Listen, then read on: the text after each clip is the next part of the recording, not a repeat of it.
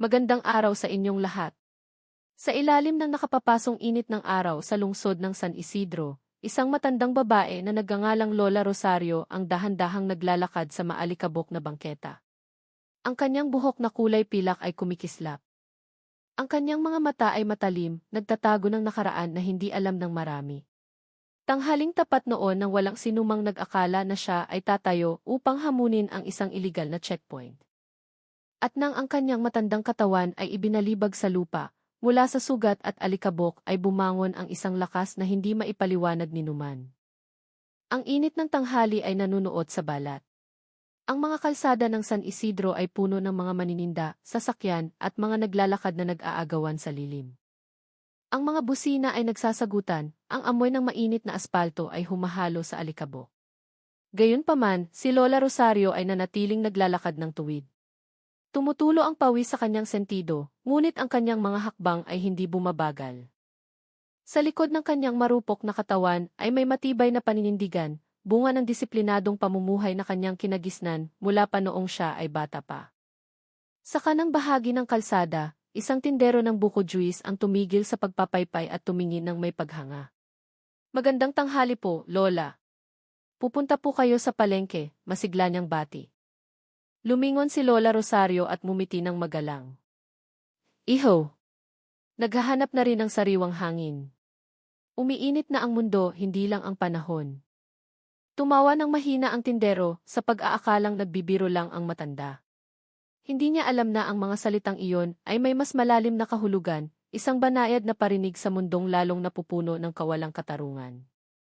Nakita lang niya ang isang lola na malakas pang maglakad ng walang reklamo. Hindi namamalayan ang maliit na bagyo na umiikot sa likod ng kalmadong tingin na iyon. Nagpatuloy ang paglalakad ni Lola Rosario lagpas sa hilera ng mga tindahan at siksikang paradahan. Matalim ang kanyang paningin. Ang kanyang mga mata ay nagmamasid sa paligid tulad ng isang taong sanay na suriin ng maigi ang bawat maliit na galaw. Mayroon sa paraan ng kanyang pagtingin, kalmado ngunit may diin na nagtutulak sa iba na yumuko bilang paggalang sa tuwing siya ay dumaraan. Ilang residente na nakakakilala sa kanya ang nagbulungan. Si Lola Rosario iyon, di ba? Tanong ng isang batang ina. Sabi nila noong bata pa yan, napakatapang daw, sagot ng kanyang kaibigan. Tipid na umiti lang si Lola Rosario nang marinig ang bulungan. Hindi niya kailangan ng papuri, hindi niya kailangan ng atensyon. Para sa kanya, ang paglalakad ng tuwid at paggawa ng tama ay hindi pakitang tao, ito ay bahagi ng kanyang paghinga. Sa ilalim ng araw na lalong nagiging mapanakit, nanatiling matatag ang kanyang mga hakbang. Ang kanyang paningin ay diretso sa harap. Tanda na ang kanyang diwa ay hindi pa namamatay. Ngunit bigla siyang huminto. Nahagip ng kanyang mata ang isang bagay sa kabilang kalsada. Isang grupo ng mga pulis ang nagpapahinto ng mga sasakyan. Sa paraan ng kanilang paggalaw, sa tono ng kanilang boses, alam ni Lola Rosario na hindi iyon opisyal na checkpoint. Ilang pulis ang nakatayo ng may kayabangan, pinapara ang mga sasakyan ng walang pili. Nag-iinspeksyon sila ng walang galang, itinataas ang kamay, at hayagang humihingi ng pera. Ang mga mukha ng mga motorista ay bakas ang takot at pagsuko. Ang iba ay nakayuko sa hiya. Ang tanawing iyon ay nagpainit sa dibdib ni Lola Rosario. Hindi dahil sa init ng araw, kundi dahil sa galit na nagsisimulang mag-alab sa loob niya. Isa sa mga pulis ang sumigaw ng malakas sa isang batang motorista na huminto sa harap niya. Ilabas mo na ang wallet mo. Kung ayaw mong maabala, magbigay ka na lang ng 500. Ang boses niya ay umalingaw-ngaw sa gitna ng ugong ng mga sasakyan. Sinubukan ng binata na magpaliwanag ng maayos. Sir, wala naman po akong violation. Kumpleto po ang papel ko, ngunit hindi pa niya natatapos ang kanyang sasabihin, ang helmet sa kanyang kamay ay tinapik ng marahas. Ang dami mong dahilan. Gusto mo bang dalhin kita sa presinto? Bulyaw ng pulis habang nanlilisik ang mata. Ang mga tao sa paligid ay nanonood lang. May umiiwas ng tingin, may nagkukunwaring abala sa cellphone. Walang sinumang nangahas na sumaway. Tinitigan sila ni Lola Rosario nang hindi kumukurap. Nanigas ang kanyang panga, naningkit ang kanyang mga mata. Diyos ko po, bulong niya ng mahina ngunit matigas. Sobra na ito. Naikuyom niya ang kanyang kamao sa gilid ng katawan. Ang anino ng nakaraan ay naglaro sa kanyang isipan, panahon kung kailan ang dangal ng uniforme ay pinangangalagaan at ang pulis ay tumatayo bilang tagapagtanggol ng mamamayan, hindi ng aapi. Ngayon ang natitira na lang ay kasakiman at kayabangan. Ilang residente sa malapit ang nakisali sa bulungan. Galit yata si Lola, nag-aalalang sabi ng isang ginang. Si Lola Rosario yan. Kapag ganyan na ang itsura niya, siguradong may malaking gulo, sagot ng isang matandang tatay sa tabi niya. Ngunit hindi nakikinig si Lola Rosario. Ang isip niya ay nakatuon lang sa iisang bagay, ang kawalang katarungan na nangyayari sa harap ng kanyang mga mata. Sa kanyang katahimikan, batid niya na kung walang pipigil sa ganoong gawaing ngayong araw, mas lalala pa ito bukas. Huminga siya ng malalim, inunat ang likod. Ang susunod na hakbang na gagawin niya ay maaaring maliit, pero alam niyang ang hakbang na iyon ay magpapabago sa mainit na tanghali patungo sa isang bagay na malaki.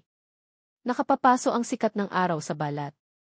Pero para kay Lola Rosario, ang init na iyon ay wala kumpara sa baga sa kanyang dibdib. Nakatayo siya sa gilid ng bangketa, tinititigan ang bawat residenteng nakayuko lang, nagkukunwaring abala, nagkukunwaring hindi nakikita ang iligal na hulidap sa harap nila. Ang paghinto ng mga motor, ang sigaw ng mga pulis, ang mga mukhang balisa ng mga motorista, lahat ay parang latigo na humahampas sa kanyang konsensya. Sa kanyang puso ay sinabi niya ng may inis, bakit tahimik ang lahat? Bakit walang sinumang may lakas ng loob na sumaway? Dahan-dahang kumuyom ang kanyang kamay. Nararamdaman niya ang pagbilis ng tibok ng kanyang puso, hindi dahil sa takot, kundi dahil sa galit na naipon sa dibdib. Kung hindi ako ang magsasalita, sino pa? Bulong niya ng mahina, pero puno ng determinasyon. Ang kanyang tingin ngayon ay matalim, puno ng kalkulasyon. Alam niya. Sa sandaling humakbang siya pasulong, wala nang atrasan. Pero para kay Lola Rosario, ang manahimik ay nangangahulugang konsintihin ang kasamaan na nakatayo sa gitna ng kalsada. At hindi iyon isang bagay na kaya niyang palampasin. Tumingin siya sa paligid, ang ilang tao ay agad na umiwas ng tingin nang magtama ang kanilang mga mata. May yumuko ng mabilis, takot na madamay sa gulo. Isang sidewalk vendor ang nagkunwari pang abala sa pag-aayos ng paninda. Kahit bahagyang nanginginig ang kanyang kamay, bumuntong hininga si Lola Rosario at tumingala sa nakasisilaw na langit. Panginoon, bigyan niyo po ako ng lakas ng loob para itaguyod ang tama, dasal niya sa kanyang isip. Halos hindi marinig ang kanyang boses, pero matibay ang kanyang paniniwala. Nang walang pag-aalinlangan, nagsimula siyang humakbang. Ang kanyang lakad ay mabagal ngunit sigurado, matikas tulad ng isang matandang sundalo na nanumpa sa sarili niyang konsensya. Lumilipad ang alikabok sa kalsada, nagsasagutan ang busina ng mga sasakyan, pero walang nakapagpapigil sa kanyang intensyon. Mabigat ang bawat hakbang, pero buo na ang loob ni Lola Rosario. Tinawid niya ang Kalye Progreso, nakatitig ng diretso sa grupo ng mga pulis sa kabila. Tanghaling tapat noon, isang matandang babae na may pambihirang katapangan ang hahamon sa kawalang katarungan sa gitna ng init na sumusunog sa lungsod ng San Isidro. Lalong umingay ang ugong ng mga sasakyan nang humakbang si Lola Rosario sa gitna ng kalsada. Ang busina ng mga kotse at motor ay nagsabayan, lumilikha ng maingay at tensyonadong atmosfera. Ilang motorista ang nagbagal ang takbo, nagtataka sa nakikitang matandang babae na tumatawid ng walang pag-aalinlangan. Lola, tabi po. Delikado. Sigaw ng isang delivery rider na biglang huminto malapit sa kanya. Pero hindi lumingon si Lola Rosario, ang kanyang tingin ay diretsyo, puno ng determinasyon, nakatuon mismo sa hanay ng mga pulis na nakatayo sa kabila. Ang kanyang lakad ay mabagal pero sigurado, matikas at walang bahid ng takot. Ang sikat ng araw ay tumatalbog sa itim na aspalto sa ilalim ng kanyang mga paa, dahilan para magmukhang nagniningning ang kanyang anyo mula sa loob. Kalmado ang kanyang mukha, pero sa likod ng katahimikang iyon ay may apoy ng katapangan na hindi mapapatay. Sa likuran niya, nagsimula nang makapansin ang ilang tao. May nagpigil ng hininga, may umiling. Si Lola Rosario iyon, di ba? Anong gagawin niya? Bulong ng isang batang ina malapit sa tindahan ng sigarilyo. Isang lalaki ang sumagot ng mahina. Mukhang susugudin yung mga pulis. Nako, delikado yan kapag lumaban. Nagbago ang ihip ng hangin sa gilid ng kalsada. Tumigil ang mga nagtitinda. Tumabi ang mga jeepney driver at ang mga motoristang kinokotongan kanina ay nakatingin na maihalong kaba at pag-asa. Alam ni Lola Rosario na lahat ng mata ay nakatuon na sa kanya, pero hindi siya natinag. Sa kanyang isipan ay iisang pangungusap lang ang laman, kailangang ipagtanggol ang katotohanan kahit mag-isa. Biyarin mong malaman nila, bulong niya ng mahina. Mayroon pang mga taong may lakas ng loob na magsalita, at patuloy siyang naglakad. Nang sa wakas ay makarating si Lola Rosario sa harap ng grupo ng mga pulis, tila naglaho ang lahat ng ingay sa paligid. Wala nang busina, wala nang sigawan, tanging tunog ng kanyang mga hakbang na tumatama ng mariin sa aspalto. Nagulat ang mga pulis nang makita ang isang matandang babae na lumalapit sa kanila nang may matatag na hakbang. Isa sa kanila ang bumulong sa kasama, "Sino yan? Bakit naglalakad na parang hindi takot mamatay?" Huminto si Lola Rosario 2 hakbang sa harap nila, nakatitig ng diretso sa malaking lalaki na mukhang leader ng grupo, si Brando. Tanghaling tapat noon, ang katapangan ng isang matandang babae ay kakahamon lang sa takot na matagal nang nanahan sa puso ng marami. Nakatayo si Brando ng may aroganting postura, ang maskuladong katawan ay balot ng masikip na uniforme. Maitim ang kanyang balat, matigas ang mukha na mailitaw na panga at ang tingin ng kanyang mga mata ay laging parang galit. Sa malakas na boses, inutusan niya ang kanyang mga tauhan nang hindi lumilingon kay Lola Rosario. "Bilisan niyo ang pagtiket sa lumang motor na iyan, huwag niyong tantanan. Kung maraming dahilan, pagbayarin niyo na agad para tapos na." Ang bastos na pananalita ay umalingaw-ngaw, nagpapalinaw na ang intensyon niya ay hindi magpatupad ng batas, kundi mangikil. Biglang naging tensyonado ang paligid nang huminto si Lola Rosario sa harap mismo ni Brando. Ang tangkad niya ay hanggang balikat lang ng lalaki, pero ang talim ng kanyang mata ay higit pa. Tinitigan niya si Brando ng walang takot. "Iho," sabi niya sa boses na matigas at malinaw, "ang checkpoint ay dapat nagpapatupad ng ayos, hindi nagpapahirap sa maliliit na tao." Nagkatinginan ang ilang pulis sa likod ni Brando. Hindi nila inasahan na sasawayin sila ng isang matandang babae sa harap ng publiko. Ang mga residenteng nanonood mula sa kabilang kalsada ay nagsimulang magbulungan. Nararamdaman ng lahat na may malaking mangyayari. Tinitigan ni Brando si Lola Rosario nang walang emosyon sa katumawa ng mapang-asar habang nakakrus ang mga braso sa dibdib. "Lola, usaping pulis to, hindi usaping palengke. Huwag kang makialam, umuwi ka na lang at magpahangin sa bahay." Ang tono ng boses niya ay mapanghamak. Tila ba walang halaga ang katapangan ni Lola Rosario. Tumawa ng mahina ang kanyang mga tauhan. May nagtakip pa ng bibig para pigilan ang ngiti. Pero hindi na tinag si Lola Rosario kahit kaunti. Nanatili siyang nakatayo ng tuwid. Ang kanyang tingin ay tumatagos kay Brando. Ang boses niya ay kalmado pero matalim tulad ng bagong hasang itak. "Nakauniporme ka," mahina niyang sabi pero tumutusok. "Pero nakalimutan mo ang responsibilidad niyan." Tinaasan siya ng kilay ni Brando. Nagbago ang kanyang tingin. "Mag-ingat ka sa pananalita mo, Lola," malamig niyang sabi. "Baka pagsisihan mo yan." Gayunpaman, nanatiling nakatitig si Lola Rosario sa kanya ng walang takot. Ang dapat na magsisi, isip niya ng payapa, ay hindi ako, kundi ang lalaking nakatayo ng may kayabangan sa harap ko. Sa boses na mahina pero matatag, sumagot siya, "Ang dapat na magsisi ay ikaw, iho, hindi ako." Lumabas ang mga salitang iyon ng patag, pero matalim, dahilan para mapalunok ang ilang tao sa paligid sa unang pagkakataon. Mukhang hindi komportable si Brando na humarap sa isang taong hindi natatakot sa kanya. Nagsimulang maramdaman ang tensyon sa hangin. Ang tunog ng mga sasakyan sa paligid ay tila humina, nag-iwan lang ng tunog ng mga hiningang pinipigil. Nakatayo ng tuwid si Lola Rosario, kalmado ang mukha. Ang tingin niya ay diretso sa lalaki, tila hinahamon ang bagyo. Ang boses niya ay matigas, walang bahid ng kaba.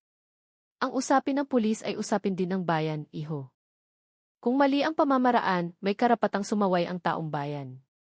Ang tono ng pananalita niya ay sukat. Pero bawat salita ay mabigat at tumutusok. Natahimik sandali si Brando sa kasuminghal ng malakas. "Matanda na, pero nagmamagaling pa.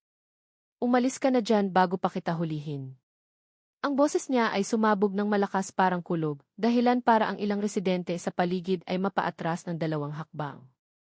Lumapit ang isa sa kanyang mga tauhan, bumulong ng kinakabahan, "Sir, hayaan nyo na, matanda lang naman yan." Pero tinignan siya ni Brando ng masama. "Tumahimik ka. Wag mo akong turuan sa trabaho ko," bulyaw niya.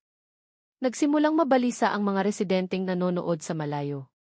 Tinapik ng isang lolo ang balikat ng kanyang asawa at bumulong ng mahina. "Delikado yan, si Brando. Matapang yan. Baka mapahamak si Lola Rosario kapag lumaban pa." Hinawakan ng asawa ang kamay ng mister niya ng mahigpit, bakas ang pag-aalala sa mukha. Kawawa naman, pero sinong pipigil? Walang may lakas ng loob. Pero sa gitna ng nag-aalalang karamihan, nanatiling nakatayo ng tuwid si Lola Rosario. Hinawakan niya ang dulo ng kanyang kimona, hindi dahil sa takot, kundi para pigilan ang sarili na madala ng emosyon. "Maaaring may ranggo ka, iho," sabi niya ng mahina pero matalim. "Pero wag mong kakalimutan, ang uniforme mo ay binili mula sa pera ng bayan." Tinitigan siya ni Brando ng matagal. Nanigas ang ugat sa liig niya, tumigas ang mukha. "Matalas ang dila mo, tanda," malamig niyang sabi. "Sa tingin mo ba ang tulad ko ay pwedeng utus-utusan lang ng ganyan?" Nagsimulang magkumpulan ang mga residente sa gilid ng kalsada. Ilang tao ang naglabas ng cellphone, palihim na nagre-record. Tumahimik ang paligid, tumigil ang ihip ng hangin. Tila ang buong lungsod ng San Isidro ay nagpigil ng hininga. Tinitigan ni Lola Rosario si Brando nang hindi kumukurap. Kahit maliit ang katawan niya kumpara sa maskuladong lalaki, ang kanyang katapangan ay nagpamukhang maliit kay Brando. Ang tensyon sa pagitan nilang dalawa ay parang lubid na hinihila ng mahigpit. Isang maliit na galaw lang ay maaaring magdulot ng malaking pagsabog. Ang mainit na hangin ng tanghali ay tila nagdagdag pa sa bigat sa pagitan ng dalawang figurang magkaharap. Tinitigan ni Lola Rosario ng diretso sa mata si Brando nang walang takot kahit kaunti. Ang tingin niya ay matalim, kalmado. Pero puno ng babala na hindi pwedeng baliwalain. Sa boses na matatag, sinabi niya, "Iho, itigil mo na ang checkpoint na ito. Ang pera ng bayan ay hindi para nakawin mo. Sinumpaan mong magpoprotekta, hindi mang-aapi." Ang boses niya ay rinig na rinig ng lahat ng tao sa paligid. Bawat salita ay parang malakas na sampal sa mukha ni Brando. Humakbang ang malaking lalaki ng may namumulang mukha. Mabigat ang hininga. Ngayon ang distansya nila ay isang dangkal na lang. "Makinig ka, tanda." Sabi niya sa tonong mababa pero nanggigipit. "Ayoko ng pinangangaralan lalo na ng taong walang alam sa batas." Lumabas ang ugat sa liig niya, nanlilisik ang mga mata, tila handang lamunin sinuman ang kumontra sa kanya. Ilang residente ang nagpigil ng hininga, takot na ang debate ay mauwi sa karahasan. Gayunpaman, hindi umatras si Lola Rosario kahit isang hakbang. Nanatiling nakataas ang mukha niya. Isang tipid na ngiti ang lumitaw sa dulo ng kanyang labi.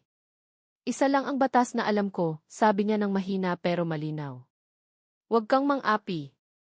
Ang simpleng pangungusap na iyon ay umalinggaw sa ere, mabigat at puno ng kahulugan. Tinitigan siya ni Brando ng matagal, tila, hindi makapaniwala na may matandang babaeng maglalakas loob na magsalita ng ganoon katigas sa harap ng publiko. Nagsimulang mabalisa ang mga tauhan niya sa likod. May yumuko, may nagkunwaring abala sa pag-inspeksyon ng sasakyan para umiwas sa tingin. Lalong dumami ang mga usisero. Ilan sa kanila ay nagre-record gamit ang cellphone, habang ang iba ay nagbubulungan na may tensyonadong mukha. "Ang tapang ni Lola," mahinang sabi ng isang binata. "Pero kapag nagalit si Brando, delikado." Sagot ng isa. Sa gitna ng karamihan na nagpipigil ng hininga, sina Lola Rosario at Brando ay nakatayo tulad ng dalawang magkasalungat na puwersa, katotohanan laban sa kayabangan. Konsensya laban sa kapangyarihan. Walang nakakaalam kung sino ang unang gagalaw, pero lahat ay nakararamdam na ang pasensya ng isa sa kanila ay paubos na. Sa wakas, ang sigaw ni Brando ay bumasag sa ere, malakas at puno ng galit. Hindi na niya napigilan ang nasugatan niyang ego. Sa mabilis na galaw, itinulak niya ang katawan ni Lola Rosario ng buong lakas hanggang sa bumagsak ang matandang babae ng malakas sa aspalto. Ang tunog ng pagbagsak ng katawan niya ay narinig ng malinaw dahilan para mapasigaw ang mga tao sa gulat. "Diyos ko, si Lola Rosario natumba," sigaw ng isang ginang sa gilid ng kalsada. Ilang tao ang tumakbo ng kaunti para tumulong, pero natigil ang kanilang mga hakbang dahil sa matalim na tingin ng mga tauhan ni Brando na parang nagbabanta. Nagkagulo ang sitwasyon sa isang iglap. Huwag mong pakialaman ang trabaho ng gobyerno, matanda. Bulyaw ni Brando sa boses na dumadagundong tila gustong siguraduhin na maririnig ng lahat. Humakbang siya pasulong. Ang mukha niya ay pulang-pula sa galit at hiya dahil napagsabihan sa harap ng publiko. Pero mukhang hindi pa iyon sapat para sa kanya. Nang may kalupitan, itinaas niya ang kanyang paa ng mataas sa kasinipa ang mukha ni Lola Rosario ng napakalakas. Para madala ka. Sigaw niya habang umuungol na parang mabangis na hayop. Ang tunog ng pagtama ay narinig ng malakas, dahilan para ang ilang residente ay kusang umiwas ng tingin, hindi kayang tignan ang karahasan na napakalupit. Tumalsik ng malakas ang katawan ni Lola Rosario patalikod, bumagsak sa mainit na aspalto. Ang pulang dugo ay umagos mula sa kanyang labi, tumulo isa-isa, binabasa ang itim na lupa na umuusok dahil sa init ng araw. Ngunit ang nakagulat sa lahat, nanatiling dilat ang kanyang mga mata. Hindi siya umiyak, hindi siya sumigaw, ni hindi siya dumaing kahit kaunti.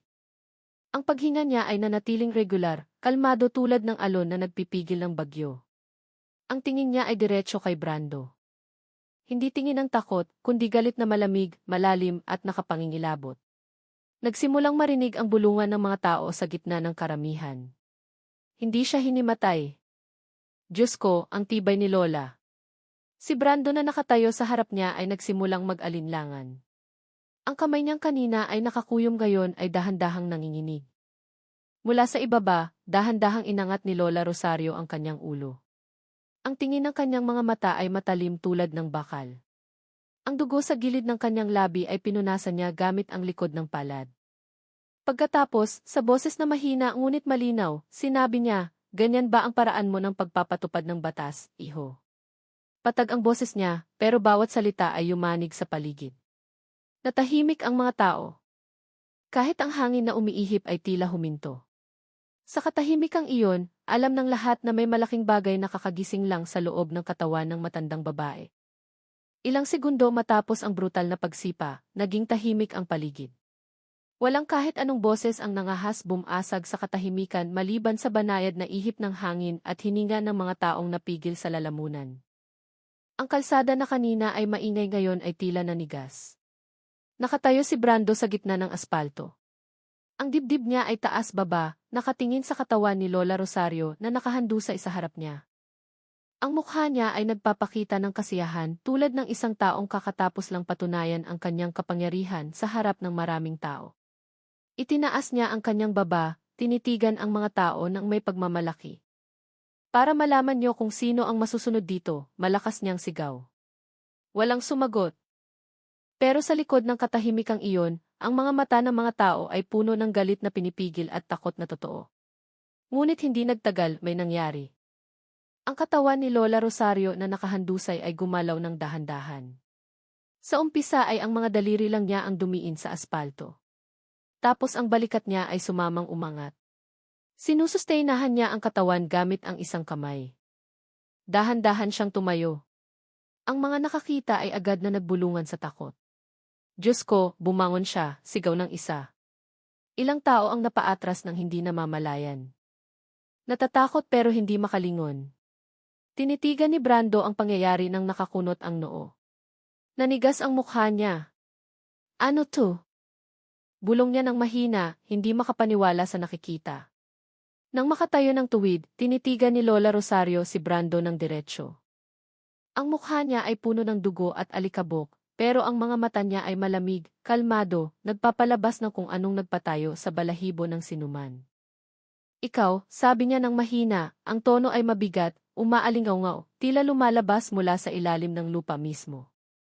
Anak na naglakas loob sipain ang sarili niyang ina. Ang pangungusap ay simple, pero ang boses ay parang kulog, mabigat, matigas, at tumutusok sa puso. Kusa na napaatras si Brando ng isang hakbang, nanlaki ang mga mata. Biglang nanigas ang katawan niya. Tila ang hangin sa paligid niya ay naging malamig ng hindi natural sa gitna ng init ng tanghali. Nagkatinginan ang mga tao. May nanginig kahit na ang araw ay nagliliyab pa sa itaas. Bakit parang iba ang boses, bulong ng isang lalaki. Parang hindi lang galing sa kanya. Lumunok si Brando. Sinubukang tumawa para takpan ang takot na nagsisimulang gumapang sa dibdib niya. Pero ang boses niya ay tuyo, halos parang taong kinakapos ng hininga. Lola, nagmamagic ka ba? Sabi niya habang tumatawa ng pilit. Hindi sumagot si Lola Rosario. Humakbang lang siya pasulong ng dahan-dahan. Ang tingin niya ay hindi umaalis sa mukha ng malaking lalaki. Ang bawat hakbang niya ay naririnig ng malinaw, lalong nagpapatindi sa tensyon. Alam ng lahat na ang sinasaksihan nila ay hindi simpleng paglaban. Biglang bumigat ang hangin sa paligid. Nararamdaman ito ng mga tao. Tila may kung anong dumidiin sa dibdib nila. Nakatayo si Lola Rosario sa gitna ng kalsada. Ang katawan niya ay puno ng alikabok at dugo, pero walang senyales ng kahinaan sa mukha niya. Ang tingin niya ay diretso at malamig. Ang dugo mula sa sentido ay tumutulo pababa sa baba niya. Pero hindi niya ito pinunasan kahit kaunti. Huminga siya ng malalim saka nagsalita ng mahina pero malinaw. Iho Brando, nagtiis ako ng matagal, pero ngayong araw naubos na ang pasensya ko. Patag ang boses niya, pero ewan kung bakit parang umaalinggaw ito sa buong kalsada. Sinikap ni Brando na magmukhang matapang. Kahit na nagsisimula ng mawalan ng kulay ang mukha niya, suminghal siya ng malakas para takpan ang takot na gumagapang sa dibdib niya. Baliw na matanda, anong gusto mo? Ha, sigaw niya sa mataas na tono, pero nanginginig ang boses niya. Hindi na kasing lakas kanina. Sumulyap siya sa mga tauhan niya, umaasa ng suporta, pero nakatulala lang sila. Walang sinumang nangahas gumalaw. Bakit tahimik kayong lahat? Hulihin siya. Bulyaw niya ulit. Pero walang lumapit. Lahat ay parang napako sa kinatatayuan dahil sa figura ng matandang babae na nakatayo ngayon sa harap nila. Tinitigan sila ni Lola Rosario ng matalim nang walang sinasabing salita. Nagsimula siyang maglakad pasulong ng dahan-dahan. Ang bawat hakbang ay rinig na rinig sa gitna ng nakabibinging katahimikan. Tak-tak-tak. Ang tunog ng sapatos niya sa aspalto ay nagpalunok sa mga nanonood. Ang mukha niya ay walang emosyon, pero ang tingin ng mga mata niya ay nagbago, matalim, puno ng galit, pero kontrolado gaya ng isang taong alam na alam ang gagawin. Hindi na nakatiis si Brando. Itinaas niya ang kamay, itinuro si Lola Rosario habang sumisigaw, "Huwag kang lalapit, binabalaan kita." Labag sa batas to. Pero ang mga salita niya ay lumubog lang. Mabilis na humakbang si Lola Rosario sa harap niya. Sa isang iglap, nawala ang distansya sa pagitan nila. Nakaurong si Brando ng isang hakbang pero huli na. Nasa harap na niya mismo si Lola Rosario. Mula sa nag-aapoy niyang tingin. Alam ng lahat na anuman ang mangyayari pagkatapos nito ay hindi na simpleng galit lang. Ang tensyon na naipon kanina pa ay sa wakas sumabog na. Sa mabilis na galaw, humakbang si Lola Rosario at hinampas ang dibdib ni Brando ng isang malakas na suntok gamit ang kanang kamay. Ang tunog ng suntok ay umalinggaw sa ere, matalas at malalim. Sinundan ng sigaw ng mga tao sa gulat. Ang malaking katawan ni Brando ay tumalsik ng ilang metro patalikod. Bumangga sa motor ng pulis hanggang sa matumba ang sasakyan at lumikha ng malakas na ingay sa mainit na aspalto. Diyos ko, sinuntok ni Lola si Brando. Sigaw ng isa mula sa karamihan. Ang boses ng mga tao ay biglang sumabog, halo ng pagkamangha, panik, at hindi makapaniwala sa kakatapos lang nilang masaksihan. Umubo ng malakas si Brando. Nakadiin ang kamay niya sa dibdib na sobrang sakit. Anong klaseng? Uwal niya ng paos, sinusubukang bumangon na may mukhang pula at puno ng galit. Ngunit bago pa siya tuluyang makatayo, kumilos na ulit si Lola Rosario. Sa matatag na hakbang, umikot siya ng kaunti at sinipa ang tiyan ni Brando ng buong lakas. Akala mo ba hindi ako marunong lumaban? Ha! Ang boses niya ay malakas, matalim, umaalingaw sa gitna ng kalsada. Ang malakas na pagtama ay nagpasuray-suray ulit kay Brando at napaluhod, umuungol sa sakit. Ang mga nakasaksi ay nagsimulang maghiyawan ng mahina, pero marami rin ang nakatulala lang. Ilan sa mga tauhan ni Brando ang reflex na gustong sumugod para tulungan ang commander nila, pero natigil ang mga hakbang nila nang makita ang tingin ni Lola Rosario. Ang tingin na iyon ay hindi lang basta galit, mayroon doon. Isang bagay na nagpapanginig sa kanila. Ang aura mula sa katawan ng matanda ay kakaiba. Ang hangin sa paligid niya ay parang nanginginig. Bumulong ang isang batang pulis. Boss, wag muna tayong lumapit. Nakatayo ng tuwid si Lola Rosario. Maayos ang paghinga. Kahit nakakatapos lang suntukin ang lalaking doble ang laki sa kanya at may dugo sa mukha na hindi pa natutuyo, lalo lang siyang nagmukhang malakas. Tinitigan niya si Brando na pilit tumatayo at sinabi sa tonong kalmado, ngunit tumutusok, masyado ka nang matagal na nang aapi ng mga taong hindi makapanlaban, iho. Ngayon maramdaman mo kung anong pakiramdam ng apihin pabalik. Ang mga salita niya ay nagpahiyaw ng mahina sa mga tao. May pumalakpak, ang iba ay nakatingin lang ng maihalong paghanga at kilabot. Nagitngit ang ngipin ni Brando, pero bago pa siya makagalaw ulit, palapit na naman ang mga hakbang ni Lola Rosario. Alam ng lahat na hindi pa tapos ang laban. Sa wakas ay bumagsak ang katawan ni Brando sa gitna ng kalsada, humampas ng malakas sa aspalto na nakapapasong init. Hinahabol niya ang hininga. Ang kulay abong uniforme niya ay marumi na sa alikabok at mansa. Sinubukan niyang itayo ang katawan, pero ubos na ang lakas niya. Hindi ako. Utal niyang sabi, mahina ang boses at halos hindi marinig. Puno ng sugat ang mukha niya, kalahating nakadilat ang mata.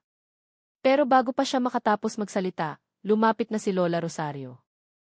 Nang walang pag-aalinlangan, yumuko siya, hinila ang kwelyo ni Brando na nanghihina na. Bahagyang umangat ang katawan ng malaking lalaki dahil sa higpit ng hawak niya. Ilang dangkal na lang ang layo ng mukha nila. Tandaan mo to, iho. Sabi ni Lola Rosario sa boses na malalim at matigas. Ang katapangan ay hindi pag-aari ng mga bata, at ang katotohanan ay hindi pag-aari ng mga may ranggo. Matalim ang tingin ng kanyang mata, pero ang boses niya ay kalmado tulad ng gurong nagbibigay ng huling leksyon sa estudyanteng matigas ang ulo. Nanigas ang ugat sa kamay ni Lola Rosario, ipinapakita na kahit matanda na ang katawan niya, ang lakas niya ay higit pa sa karaniwan.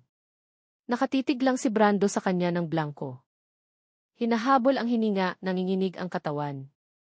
Wala na ang kayabangan, wala na ang tonong nag-uutos, tanging takot at pagsisisi na huli na ang dating.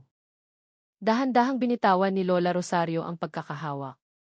Bumagsak pabalik sa aspalto ang malaking katawan na may malakas na tunog. Tumagilid ang ulo ni Brando, pumikit ang mata at nawala ng malay. Ang mga residenteng kanina pa nagpipigil ng hininga ay sa wakas naglabas ng reaksyong halo-halo. Diyos ko, tumumba siya. Sigaw ng isang ginang sa gulat na tono. Ilang tao ang tumakbo palapit, pero huminto sa gitna ng daan, hindi nangahas lumapit ng sobra, kay Lola Rosario na nakatayo pa rin ng tuwid sa ibabaw ng lalaki.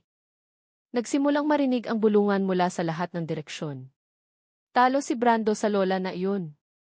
Nakita ko mismo, isang huling suntok lang, bagsak agad. Grabe, ang lakas niya. Samantala, nakatayo lang si Lola Rosario. Nananatiling malamig ang mukha. Hindi siya proud, hindi nakangiti, nakatingin lang sa katawan ni Brando na nakahandusay ng walang ekspresyon.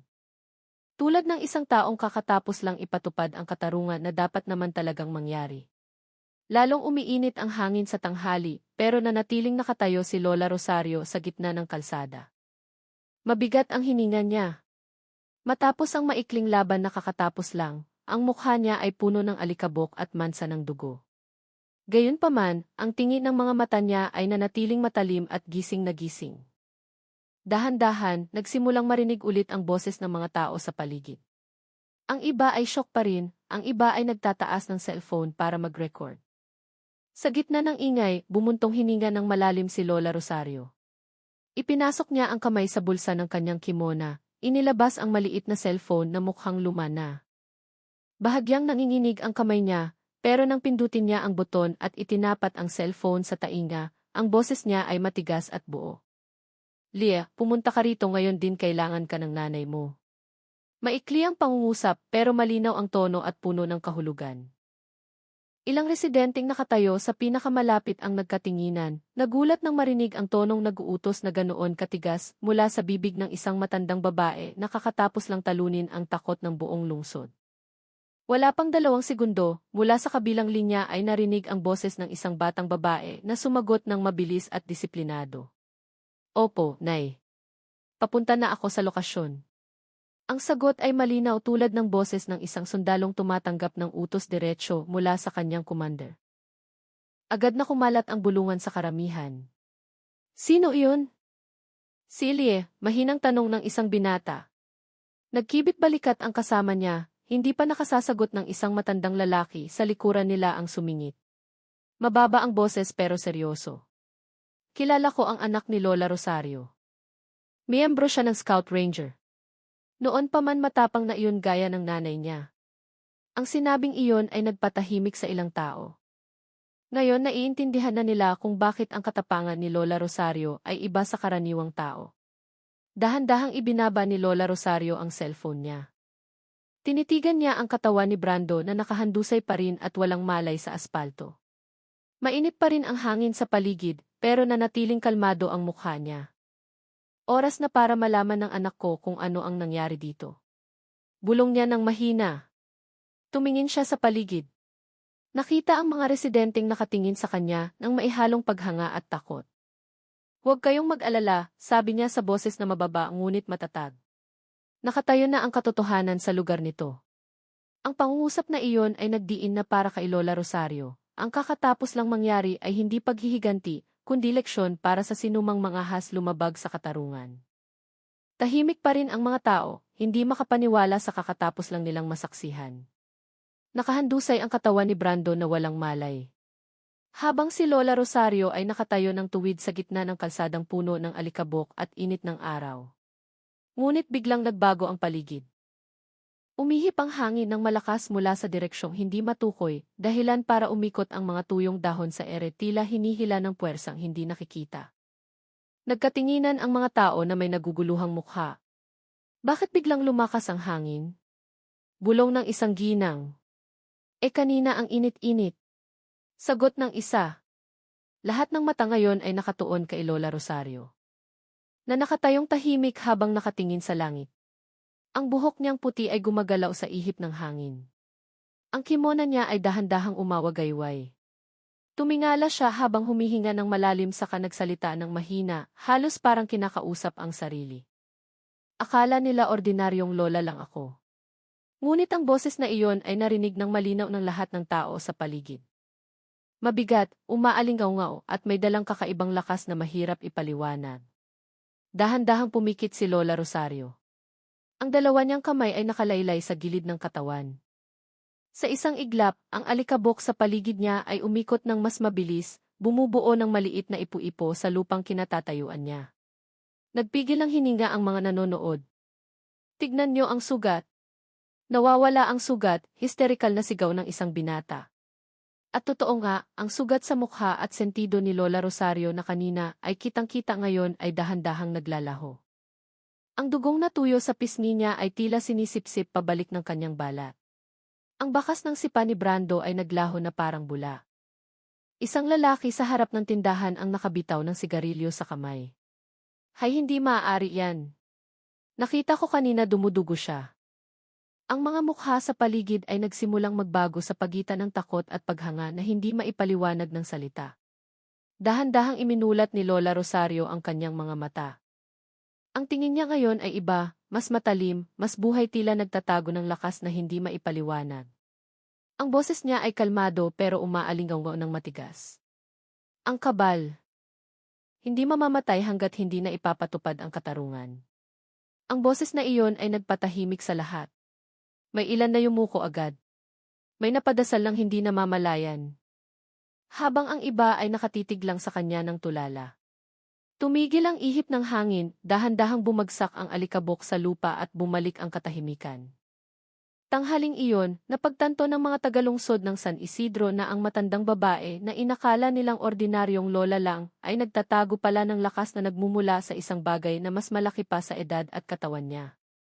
Hindi nagtagal, nagsimulang marinig ang tunog ng sirena mula sa malayo. Papalapit ng papalapit. 2 sasakyan ng pulis at isang ambulansya ang huminto sa gilid ng daan. Nagmamadaling lumabas ang mga opisyal, pero biglang bumagal ang lakad nila nang makita ang tanawin sa harap nila. Si Brando, ang opisyal nilang kilalang matapang at kinatatakutan, ay nakahandusay na walang malay sa gitna ng kalsada. Habang si Lola Rosario ay nakatayo ng tuwid di kalayuan doon. Magulo ang buhok niya dahil sa hangin. Maalikabok ang mukha, pero ang aura niya ay matibay at nakakatakot. Walang sinumang nangahas lumapit ng walang utos. Nagkumpulan na ang mga residente sa paligid niya. Ilang tao ang naiiyak sa tuwa, nagdadasal ng mahina, habang ang iba ay abala sa pagvideo ng pangyayari gamit ang cellphone. Si Lola Rosario talaga yan. Bulong ng isang dalaga. Akala ko kwento lang siya ng matatanda, pero totoo pala. Nagbago ang atmosfera ng kalsada mula sa tensyonado tungo sa katahimikan. Tanging tunog ng hangin at yabag ng mga opisyal na dahan-dahang lumalapit kay Brando ang naririnig. Walang sinumang residente ang naglakas loob na mag-ingay. Tila lahat ay sumasaksi sa isang bagay na mas malaki pa sa simpleng awayan. Tumingin si Lola Rosario sa paligid ng may blangkong mukha. Kalmado ang mga mata pero matalim ang tingin, tumatago sa bawat taong nakakakita sa kanya. Bumuntong hininga siya ng malalim saka nagsalita ng malakas, ang boses ay mabigat ngunit nakakapagpakalma. Huwag matakot lumaban sa kasamaan dahil ang katarungan ay hindi dumarating sa pananahimik. Ang pangungusap na iyon ay nagpatigil sa paggalaw ng mga tao. Isang batang nakatayo sa harap ng nanay niya ang tumingi ng may paghanga, habang niyakap naman ng nanay ang balikat ng bata nang may nangingilid na luha.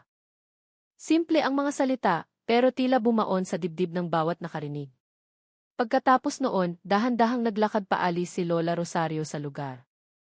Ang mga dumating na opisyal ay tinignan lang siya habang dumaraan, hindi nangahas na pigilan siya. Tila naiintindihan na ang babaeng iyon ay hindi basta-basta. Nagsimula nang lumubog ang araw sa kanluran. Ang sinag nito ay tumama sa likod ng matandang babae na naglalakad palayo, dala ang mensahe ng katarungan na patuloy na aalalahanin ng buong lungsod ng San Isidro. Lahat ay nakatingin sa likod ni Lola Rosario na dahan-dahang lumalayo ng maihalong paghanga, takot at respeto. Sa gitna ng mga bulungan na pumupuno sa hangin, narinig ang isang mahinang pangungusap mula sa karamihan. Simula ngayon, ang pangalang Lola Rosario ay aalalahanin ng lahat. Hindi lang bilang ordinaryong mamamayan, dugtong ng isa sa nanginginig na boses, kundi bilang buhay na alamat.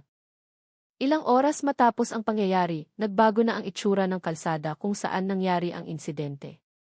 May nakapalibot ng police line sa area. Nakatayo pa rin ang mga residente sa malayo, nagkukumpulan habang nagbubulungan tungkol sa nakita nila kaninang tanghali. Mula sa kanluran, isang itim na sasakyan ang dahan-dahang huminto. 4 na lalaki ang bumaba na may maayos na uniforme at may emblem ng Internal Affairs sa kanang manggas. Mabilis at matigas ang kanilang lakad, may dalang folder, documentation camera, at panulat. Secure na ba ang area? Tanong ng isa sa kanila sa malalim na boses. Ang pulis na nagbabantay sa frontline ay sumagot ng kabado. Opo, sir. Ang biktima at mga saksi ay nasa paligid pa. Nang walang maraming salita, agad na nagtrabaho ang team ng Internal Affairs. Ininspeksyon nila ang bawat detalye ng lokasyon ng masusi. Ang aspalto na may bakas pa ng dugo, ang sirang motor ng pulis, basag na helmet, hanggang sa maliliit na bagay na nagkalat sa lupa. Isa sa mga miyembro ng Internal Affairs ang lumapit sa residenteng may hawak na cellphone. Pakisend po lahat ng video sa amin, Mrs. Importante po ito sa investigasyon, sabi niya ng magalang pero may diin. Agad na tumango ang residente. Nanginginig ang boses. Sa loob ng maikling panahon, 10 o daan-daang video mula sa iba't ibang anggulo ang nakalap. Lahat ay sinuri isa-isa. Isang miyembro ng Internal Affairs na may seryosong mukha ang nakatitig sa screen ng tablet habang pinapanood ang isa sa mga video. Doon ay kitang-kita. Sinipa ni Brando si Lola Rosario ng brutal bago tuluyang bumagsak sa isang suntok ng matanda. Matagal niyang tinitigan ang screen saka nagsalita ng mahina pero matigas. Hindi ito opisyal na checkpoint. Lumingon siya sa kasama sa tabi. Tignan mo, walang mission order, walang koordinasyon sa San Isidro Police Station. Si Brando at ang mga tauhan niya ay kumilos sa labas ng procedure. Tumango ng mabilis ang kasama sa tabi habang nagsusulat sa report form, sisiguraduhin nating papasok ito sa grave misconduct, sir. Sa kabilang kalsada, mukhang nakahinga ng maluwag ang mga residente nang makita ang pagdating ng team ng Internal Affairs. Isang matandang tatay ang nagkomento ng mahina. Sa wakas may umaksyon din ni. Sumagot ang iba. Panahon na para maparusahan din ang mga abusadong alagad ng batas. Pero sa gitna ng karamihan, hindi na mahagilap si Lola Rosario. Ang natira na lang ay ang kwento tungkol sa katapangan ng isang lola sa ilalim ng init ng araw na humamon sa kawalang katarungan. At ngayon dumating ang team ng Internal Affairs hindi lang para ipatupad ang batas, kundi para rin pagtibayin na ang katotohanang ipinaglaban ni Lola Rosario ay hindi nagkataon lang. Hapong iyon sa kwarto ng ospital kung saan nakahiga si Brando, naging tahimik ang paligid nang pumasok ang dalawang mataas na opisyal na nakauniporme ng kumpleto. Bumigat ang hangin sa loob ng kwarto kasabay ng mabibigat na hakbang ng kanilang sapatos. Si Brando na nakaupo sa kama na may benda sa kalahati ng mukha ay agad na yumuko. Maputla ang mukha, tumutulo ang malamig na pawis sa sentido. Isa sa mga opisyal ang tumayo sa dulo ng kama, habang ang isa naman ay binuksan ang makapal na folder sa kamay. Brando, sabi niya ng walang emosyon. Pero matigas, simula sa araw na ito, ikaw ay under arrest dahil sa abuse of authority at violence against civilian. Ang pangungusap na iyon ay umalingaw-ngao sa maliit na kwarto, dahilan para mapalunok ng malakas si Brando. Nanginginig ang kamay, nanginginig ang labi ng subukang magsalita. Na nagkamali lang ako, sir, mahina niyang sabi. Mahina ang boses, halos hindi marinig. Sinubukan niyang tignan ang atasan, pero agad ding bumagsak ang tingin sa sahig. Ang opisyal na nakatayo sa harap niya ay hindi nagpakita ng kahit kaunting awa. Malamig ang mukha, matalim ang mata, at nanatiling matigas ang tono. Walang kinikilalang pagkakamali ang batas, sabi niya ng mahina pero tumutusok. Lalo na sa mga mapang-api, sumenya siya sa tauhan sa tabi. Dalawang miyembro ang agad lumapit dala ang posas. Natahimik lang si Brando nang hilahin ang mga kamay niya sa harap. Narinig ang tunog ng bakal ng ilok ang posas sa kanyang mga pulsuhan. Yumuko siya ng malalim, pinipigil ang mabigat na hininga. Sa mga mata niya ay may pagsisisi, pero mayroon ding takot na huli na ang dating. Isinara ng opisyal sa tabi ang folder na may malakas na tunog. Hindi mo lang ipinahiya ang sarili mo, sabi niya ng mahina pero matalim, kundi ininsulto mo rin ang unipormeng suot mo.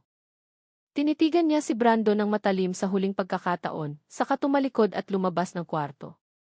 Ilang nurse at pulis sa labas ang nakatingin lang nang ilabas si Brando sa kwarto. Mabigat ang hakbang, nakayuko ang mukha, at ang tunog ng posas na nagkikiskisan ang tanging ingay na umaalingaw-ngao sa pasilyo ng ospital ng hapong iyon.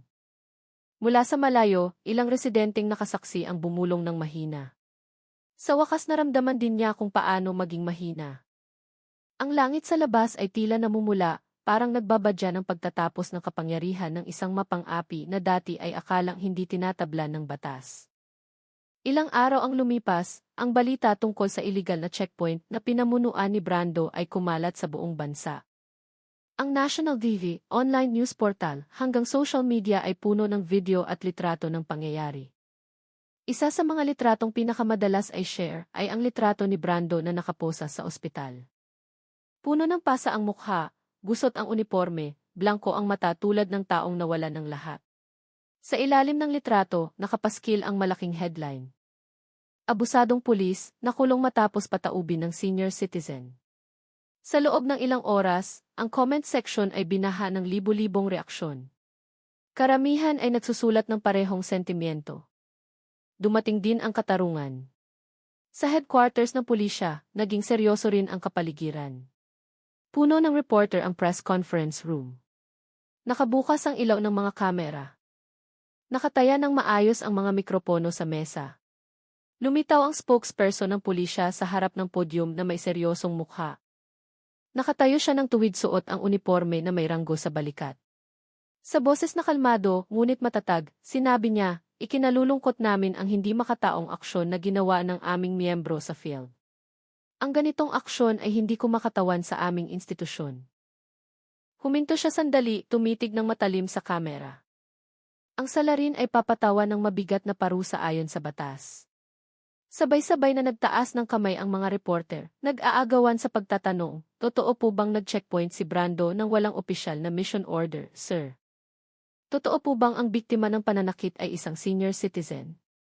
Gayunpaman, maikli lang ang sagot ng spokesperson, lahat ay nasa ilalim pa ng investigasyon ng Internal Affairs.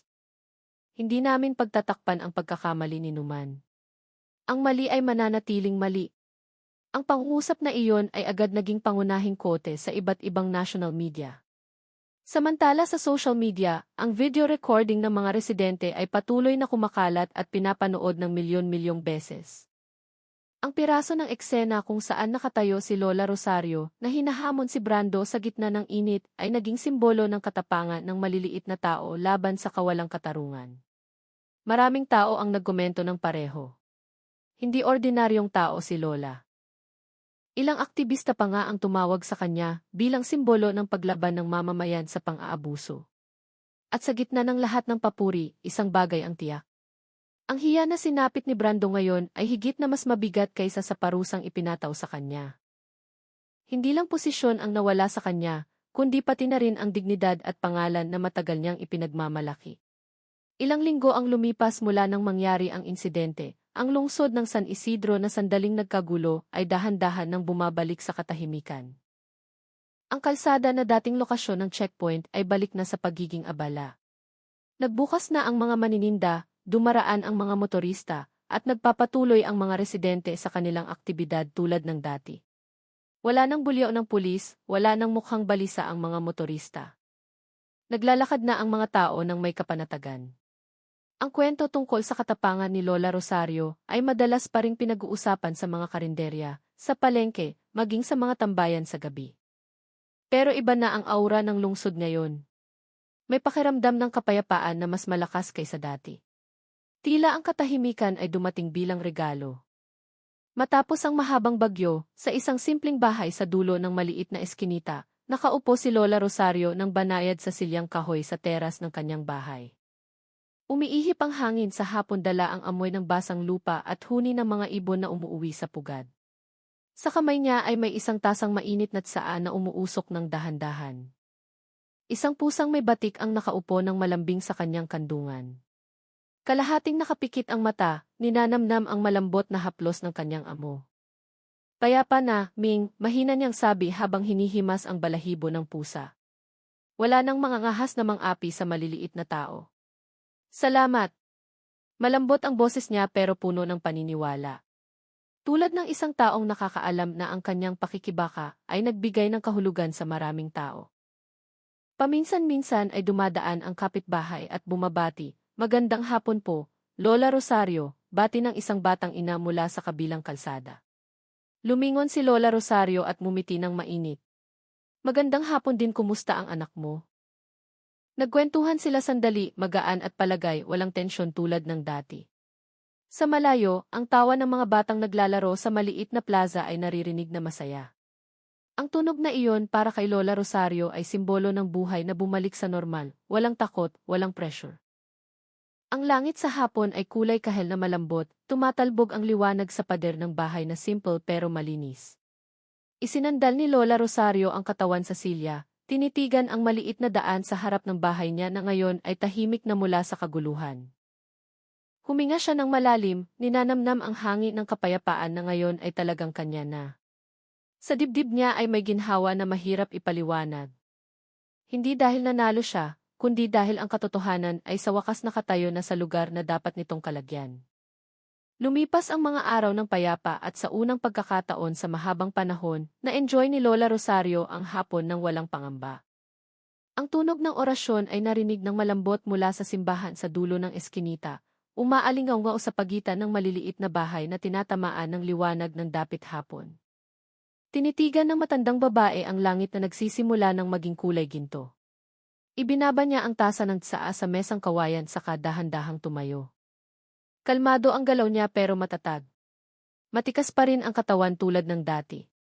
Kinuha niya ang rosaryo na nakasabit sa sandalan ng upuan, tinapik ng mahina, saka tumingin sa labas ng gate na nakabukas ng malawak.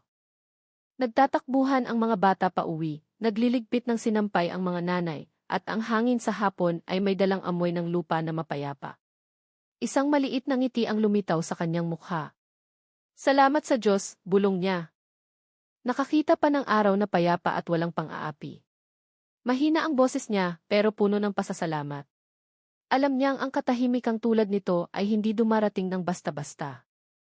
Kailangan ng katapangan at sakripisyo para burahin ang takot sa mga kalsada ng lungsod ng San Isidro. Ang tingin niya ay nakatuon sa langit na kulay kahel na dahan-dahang kumukupas. Sa mga mata niyang nagsisimula ng kumulubot ay nagniningning ang katatagan ng isang babaeng minsan nang tumayo mag-isa laban sa kawalang katarungan at nagwagi. Dahan-dahan siyang humakbang papasok ng bahay. Magaan ang hakbang niya tulad ng isang dalagang kakatapos lang ng mahalagang tungkulin. Ang sahig na kahoy ng simpleng bahay ay lumangit-ngit ng mahina sa ilalim ng kanyang mga paa. Lumuhod siya sa harap ng maliit na altar sa sala, tumitig sa krus ng payapa. Mula sa labas, ang huni ng ibon, simoy ng hangin, at sisa ng tunog ng kampana ay nagsama para lumikha ng kapaligirang payapa na mahirap ilarawan. Sa labas ng bahay niya, dahan-dahang lumubog ang araw sa likod ng mga puno. Ang langit ay naging pulang ginto, binalot ang maliit na eskinita ng mainit na liwanag, at ang mga tao sa paligid ay madalas pa ring banggitin ang pangalan niya. Hindi bilang karaniwang tao, kundi bilang figura na nagdala ng katapangan sa oras na ang iba ay piniling manahimik. Nagtapos ang araw na iyon ng payapa at ang kwento tungkol kay Lola Rosario, ang matandang babaeng may pusong bakal, ang tagapagbantay ng katarungan na walang takot, ay opisyal nang naging alamat na buhay sa puso ng mga tagalungsod ng San Isidro.